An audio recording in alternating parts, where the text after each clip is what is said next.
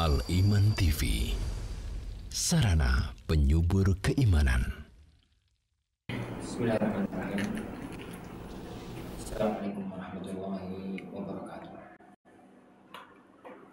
Alhamdulillah, nahmaduhu wa nasta'inuhu wa nastaghfiruh wa na'udzu billahi min shururi anfusina wa sayyiati a'malina.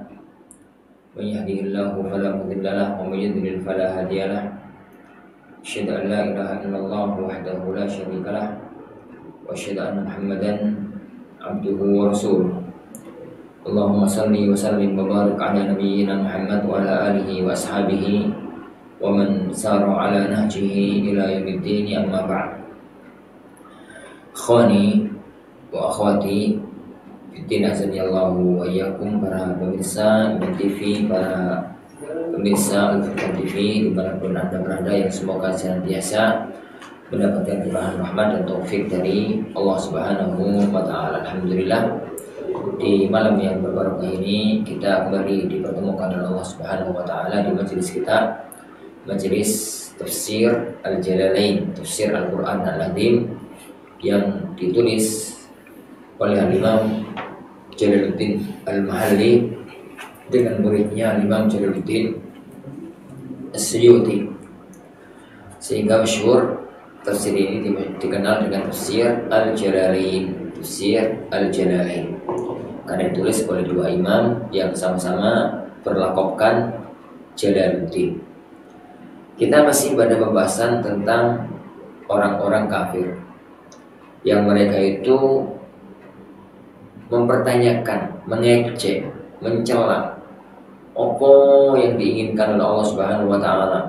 Kok buat perumpamaan itu ini dengan binatang-binatang kecil, buat perumpamaan itu dengan lalat, buat perumpamaan itu dengan laba-laba gitu.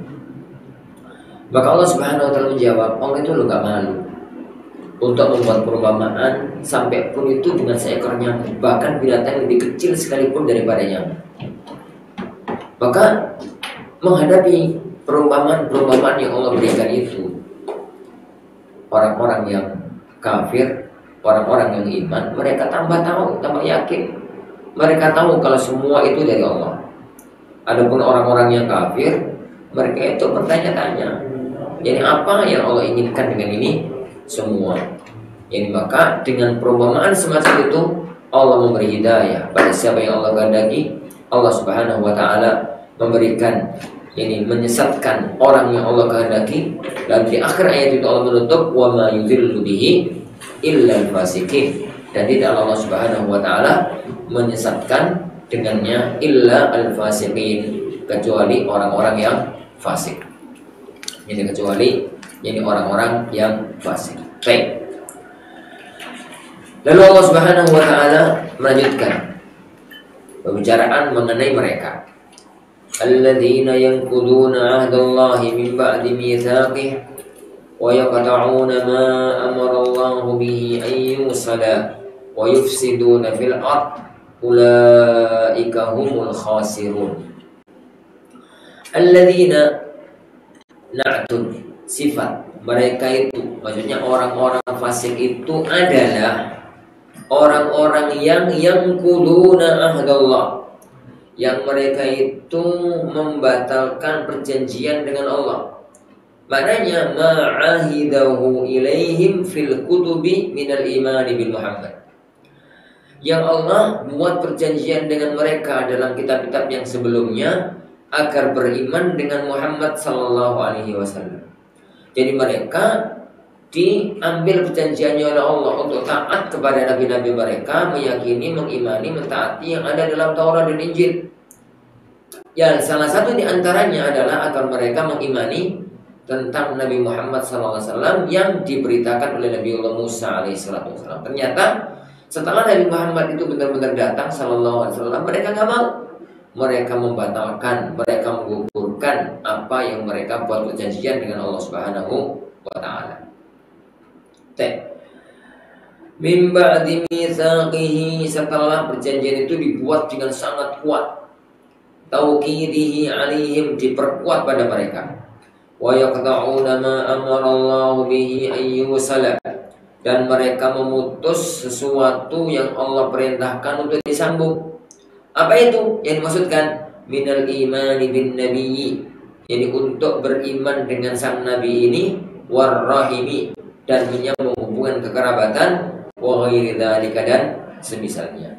Wa an badalun min dhamiri bihi, dan an ayyusala itu adalah badal dari dhamir bihi secara ilmu nahwu. Wa yaqta'una ma amara Allah bihi, dan mereka memutus apa yang Allah perintahkan dengannya, ayyusala. Yani apa itu yang dengannya? Dengannya itu ayyusala, untuk disambung. Jadi yang mereka lakukan pertama sudah melanggar perjanjian mereka dengan Allah. Tatkala mereka dulu dibuat perjanjian akan mengimani Nabi akhir zaman, ternyata enggak. Yang kedua, mereka memutus hubungan dengan sesuatu yang Allah perintahkan untuk menyambung. Di antaranya adalah memutus hubungan dengan Muhammad SAW, memutus hubungan dengan kerabat, memutus hubungan dengan yang lainnya. Wa yufsiduna fil ard, dan mereka juga membuat kerusakan di muka bumi, bil ma'asi, dengan kemaksiatan. Ingat ya, namanya kerusakan di muka bumi itu nggak mesti huru hara, nggak mesti longsor, nggak mesti bencana alam, nggak mesti malapetaka kehidupan. Lebih daripada itu adalah maksiat kepada Allah. Itu adalah kerusakan di muka bumi. Karena itu efeknya adalah dunia akhirat. Adapun kerusakan-kerusakan bencana alam yang lainnya, efeknya itu dunia. Malah kadang-kadang itu semua mendekatkan diri kepada Allah Subhanahu wa taala. Tapi juga jika sudah terjadi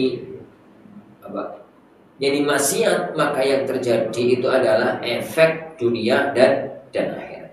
Nah, bil ma'asi wa ta'wiki 'anil iman, dengan kemaksiatan dan menghalangi dari keimanan.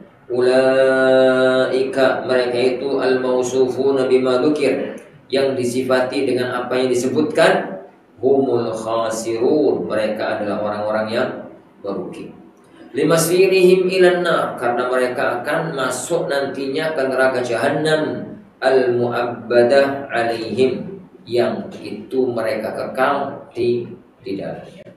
Ayat ini menunjukkan kepada kita para ikhwan sekalian, jadi kewajiban seorang itu memegang teguh perjanjiannya dengan Allah, untuk kita tetap beriman, bertakwa, beramal soleh, meninggalkan yang haram, yang Allah larang. Itu perjanjian kita dengan Allah Subhanahu wa taala. Pegang teguh. Yang kedua, menyambung apapun yang seharusnya kita sambung, terutama kerabat, silaturahim, saudara, orang tua, mertua, yani kerabat, gitu. Mereka semuanya itu adalah orang-orang yang perlu disambung. Orang tua ya karena dia orang tua kita. Mertua karena dia adalah orang tua dari istri atau suami kita. Istri atau suami kita. Jadi kenapa? Memang sih mertua itu bukan orang tua, memang. Tapi istrinya, anaknya dia itu adalah istri kita. Kewajiban kita itu kan wa'ashiruhunna bil ma'ruf. Kewajiban seorang suami itu adalah wa'ashiruhunna bil ma'ruf. Pergaulilah istrimu dengan cara yang baik. Kata Rasulullah SAW, istausu bin nisa'i khaira. Berbuat baiklah kalian kepada istri-istri kalian.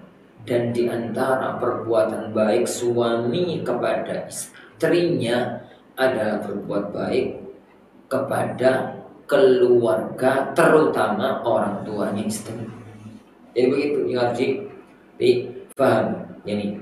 Dan satu hal yang penting untuk ingat dalam masalah yang semacam ini, bahwasanya orang itu, para jamaah sekalian, jangan berpikir untuk dirinya sendiri sekarang. Kalau ada orang itu sekarang masih muda, gitu ya, itu ingat satu ketika nanti kita akan jadi tua, dan kita akan jadi orang tua sekaligus kita jadi mertua. Maka sebagaimana nanti kalau kita jadi mertua itu kepingin punya menantu yang bakti kepada mertuanya, maka sekarang tatkala kita masih jadi menantu, baktilah kita kepada mertua kita. Begitu. Jadi itu ayyusol itu disambung. Kerabat begitu, kerabat ini, kerabat itu dan yang semisal.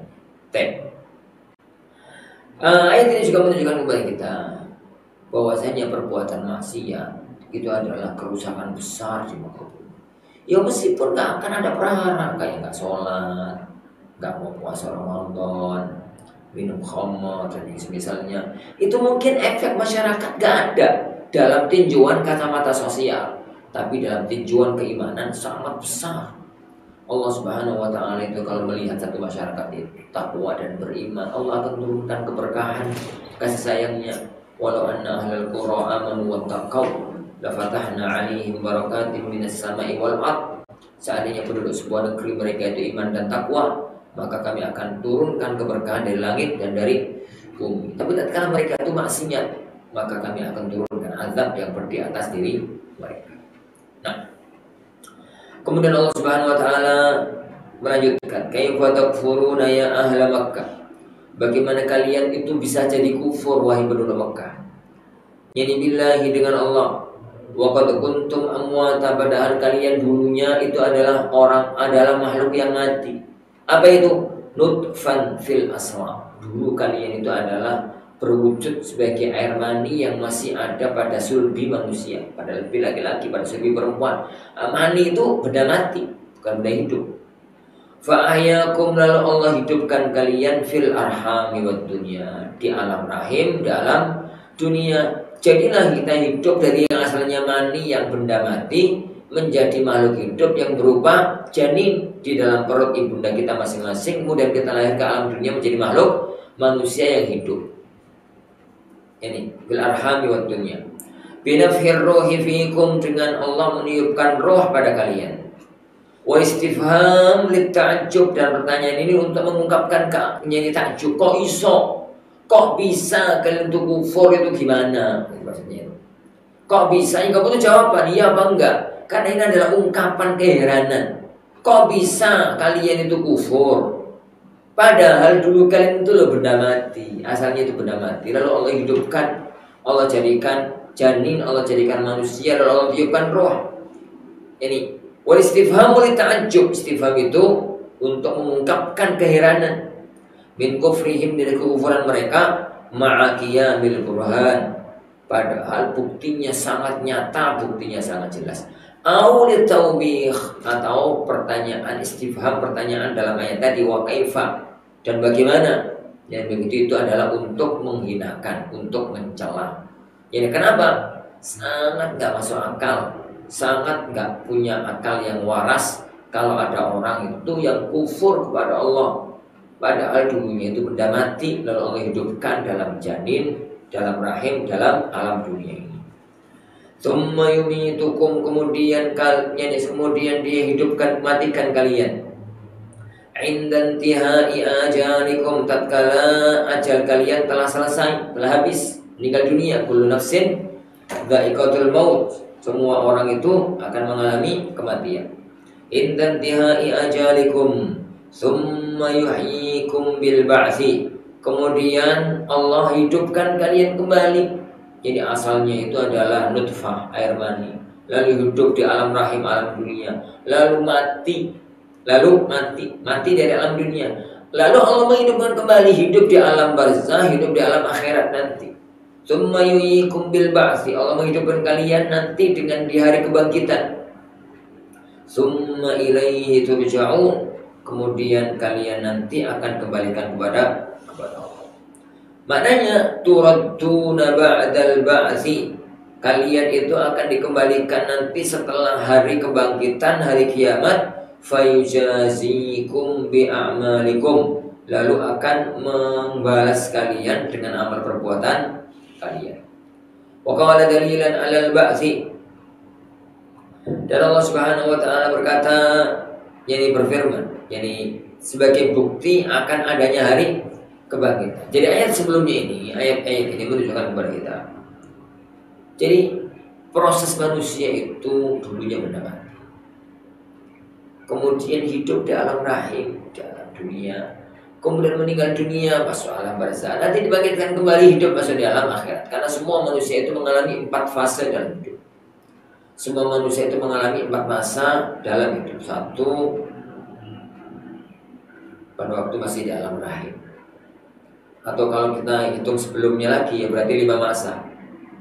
Sebelumnya itu dia masih jadi benda mati, air mani. Kemudian hidup di alam rahim, pindah alam dunia, terus mati pindah alam barzah, terus hidup lagi pindah alam. Itu kehidupan manusia. Jadi itu kehidupan manusia. Wong manusia itu prosesnya kayak gitu lah, kok bisa mereka itu kufur dengan Allah Subhanahu wa ta'ala. Lalu Allah menyatakan, kalian semua nanti akan dibangkitkan oleh Allah, kembali kepada Allah. Maka Allah ingin menunjukkan bahwasanya hari kebangkitan itu sangat mungkin terjadi. Bagaimana Allah menunjukkan? Huwallazi khalaqalakum ma fil ardi jami'a. Dialah Allah yang menciptakan untuk kalian semua yang ada di bumi. Ai al-ard, semua yang ada di bumi. Wa ma fiha, dan semua yang dan bumi dan semua isinya. Jami'an, semuanya. Untuk apa? Litantafi'u bihi wa ta'tabiru. Untuk kalian ambil manfaatnya, untuk kalian ambil ibrahnya.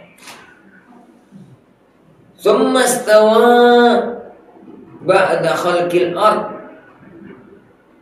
Kemudian setelah menciptakan bumi, istawa ay qasada ila sama. Allah itu menuju ke langit. Fasawwahunna, yani hunna al-dhamir, hunna dhamir itu yarji ila sama, kembalinya kepada lafaz langit. Li'annaha fi makna al-jama' al-ayilah ilaih. Yani karena as-sama meskipun mufrad tapi maknanya jamak karena nanti jumlahnya ada 7. Ai sayyaraha, kemudian Allah Subhanahu wa taala yani menjadikan langit itu kama fi ayatil ukhra faqadahunna. Allah menetapkan menjadikan langit itu sab'a samawat, 7 langit. Wa huwa bikulli syai'in alim, dan Allah itu maha mengetahui segala sesuatu. Mujmalan wa mufassalan, secara global maupun secara terperinci. Afala ta'tabiru, tidakkah kalian itu mengambil ibrah? Annal qadira ala khalqi dzalika ibtidaan, orang yang mampu untuk Allah yang mampu menciptakan itu pertama kali. Wa huwa, Allah meminkum, dan itu lebih besar daripada kalian. Qadirun ala i'adatikum, lebih mampu untuk sekedar mengembalikan kalian. Jadi ayat ini sambungan dengan ayat yang sebelumnya. Apa maknanya? Ayat sebelumnya itu kan berkaitan dengan bagaimana kalian kok bisa kufur padahal kalian nanti itu loh akan mati, terus akan dibangkitkan kembali kepada Allah. Bisa jadi ada orang-orang itu bertanya, lah piye toh wong orang wis mati kok bangkit lagi, itu nggak mungkin. Maka Allah Subhanahu wa taala mengatakan, loh sangat mungkin. Buktinya Allah Subhanahu wa taala menciptakan semua yang ada di bumi itu untuk manusia. Allah Subhanahu wa ta'ala setelah itu menjadikan langit itu ada 7, dan makhluk-makhluk itu besar, menjulang, agung. Langit itu besar. Itu Allah itu mampu menciptakan, apalagi cuma mengembalikan kalian wis mati, kembalikan lagi. Sangat mungkin. Itu makna dari ayat ini. Tapi faedah yang kita ambil dari ayat ini para jemaah sekalian, faedah yang kita ambil dari ayat yang agung ini adalah hukum asal segala sesuatu yang ada di muka bumi ini haram. Kenapa? Karena Allah Subhanahu wa taala menyampaikan kepada kita bahwa yang ada di muka bumi ini Allah ciptakan untuk kepentingan manusia. Jadi untuk kepentingan manusia. Dan tidak mungkin itu jadi kepentingan manusia kecuali kalau halal. Haram nggak sido, nggak jadi untuk kepentingan manusia. Untuk kepentingan manusia itu bisa terjadi kalau halal. Ayat ini juga dijadikan landasan oleh para ulama kita, bahwasanya segala sesuatu yang ada di muka bumi ini itu hukum dasarnya suci, tidak najis. Dari sisi mana? Ya Allah membolehkan untuk ambil manfaat, dan tidak mungkin barang itu bisa diambil manfaatnya secara totalitas sempurna kecuali kalau suci. Karena kalau najis, nyentuhnya repot, makannya haram, dan macam-macam. Dan macam-macam. Yang kedua, ada yang berikutnya. Ayat ini menunjukkan kepada kita bahwasanya langit itu jumlahnya 7, bukan 1. Jadi langit biru yang kita lihat itu langit pertama. Setelah itu di atasnya ada penghuni langit pertama, makhluk yang menghuni langit pertama. Di atasnya langit kedua. Ada makhluk yang menghuni langit kedua, kemudian atasnya langit ketiga, keempat, kelima, keenam, ketujuh. Cakrawala, luasnya ciptaan Allah. Ustaz, kalau begitu alam semesta, cakrawala, ruang angkasa itu mana? Ruang angkasa itu hanya antara bumi dengan langit pertama, antara bumi sama bawah langit pertama. Itulah namanya ruang angkasa. Adapun setelah di atas, setelah langit pertama itu nggak bisa ditembus oleh manusia, nggak bisa ditembus oleh teknologi, nggak bisa ditembus oleh ilmu manusia. Lihat peristiwa Isra dan Mi'raj. Peristiwa Isra dan Mi'raj. Tatkala Rasulullah Shallallahu Alaihi Wasallam dikehendaki oleh Allah untuk menghadapnya di Sidratul Muntaha, Allah kirim Jibril alaihissalam dengan kendaraan langit Buraq. Buraq itu mirip-mirip kuda. Di bawahnya kuda, di atasnya keledai. Nah, binatang itu bisa melesat sekali langkah itu sejauh mata memandang. Cepat sekali. Ya, cepat sekali. Nah, dan di situ jelas-jelas menunjukkan terkadang Rasulullah SAW sampai di bawah langit pertama itu nggak bisa masuk, karena Rasulullah bukan makhluk langit, makhluk bumi, bukan itu. Nggak bisa masuk, butuh minta izin. Ini butuh minta izin. Jibril yang minta izin alaihissalatu wassalam. Ini penjaga langit pertama mengatakan, man, siapa nih? Nah, Jibril mengatakan, Jibril, malaikat pertama, penjaga langit pertama. Faham? Gak mungkin malaikat Jibril datang sendirian, karena biasanya kalau sendirian kan selama selumbur keluar masuk langit itu biasa. Maka mereka bertanya, Muhammad, loh, datang sama siapa nih? Sama Muhammad. Mereka sadar, wah, kalau begitu wajar, harus minta izin, karena Muhammad SAW itu makhluk bumi. Maka kembali mereka bertanya, hal udhinalah, sudah dikasih izin ya oleh Allah untuk masuk langit? Sudah, pintu langit dibuka. Masuk ke langit yang pertama, ketemulah sama Nabi Adam alaihissalatu wassalam. Intinya para jemaah yang dimuliakan Allah Subhanahu wa ta'ala, ini Allah Subhanahu wa ta'ala, bahwasanya langit itu besar, tidak ada apa-apanya makhluk alam semesta yang ada di muka bumi, yang muka bumi. Makanya, dan yang terakhir, Allah Subhanahu wa ta'ala itu alim, maha mengetahui semua yang dikerjakan oleh manusia. Wa huwa bikulli syai'in alim. Yang Allah ketahui itu mujmalan wa mufassala. Allah mengerti segala sesuatu global. Allah Subhanahu wa ta'ala juga mengerti segala sesuatu itu secara terperinci. Terperinci. Sangat memahami. Tidak ada satu pun sesuatu yang di luar ilmunya Allah Subhanahu wa ta'ala. Tapi ada pun masalah yang terakhir tentang makna istawa yang ada dalam ayat tadi yang diterjemahkan oleh Al-Imam Suyuti dengan qasada. Terjemahan ini ada juga dalam tafsir Ibnu Katsir rahimahullah taala. Ingat ya, bahasa Arab itu sangat tergantung kepada lafaz setelahnya. Jadi kalau kita mengatakan nadzara ilaihi, itu nadzara ila itu melihat.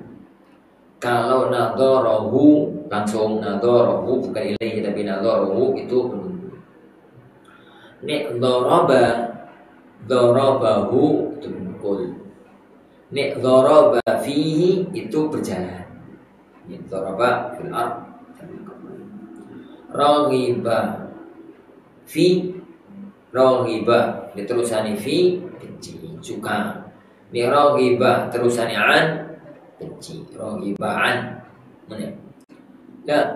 Lafaz bahasa Arab yang semacam itu banyak. Ta'ahu, ta'alahu, ta'alai itu beda artinya jauh, sama-sama da'a. Ini ta'ahu itu manggil, ta'alahu mendoakan kebaikan untuk dia, ta'alai mendoakan kejelekan untuk dia. Begitu. Istawa juga begitu. Istawa ala itu beda dengan istawa ila yang dijadikan polemik berkepanjangan oleh para ulama. Itu adalah istaw yang dijadikan polemik berkepanjangan oleh pembahasan teologi Islam oleh kaum muslimin antara Ahlussunnah dengan Asy'ariyah maupun yang lainnya. Bukan antara Ahlussunnah ya, antara kaum muslimin, antara muslim Ahlussunnah dengan Asy'ariyah maupun yang lainnya. Istawa ala. Lah yang dalam ayat ini itu istawa ila. Istawa ila artinya itu menuju.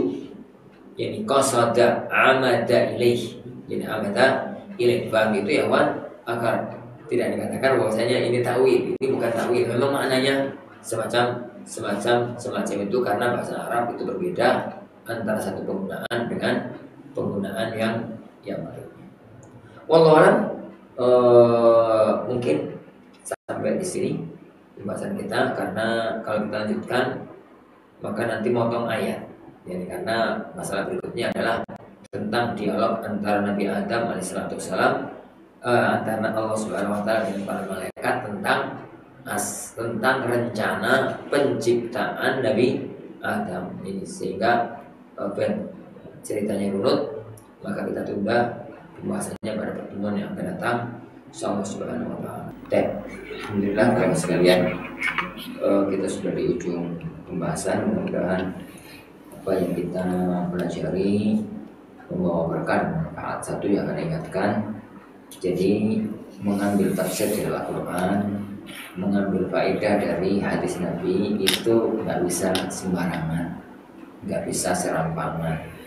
Jadi kalau sembarangan, serampangan itu malah petaka besar dalam agama akan muncul. Butuh piranti ilmu yang mapan. Makanya kita selalu mengatakan butuh bimbingan dari para ulama.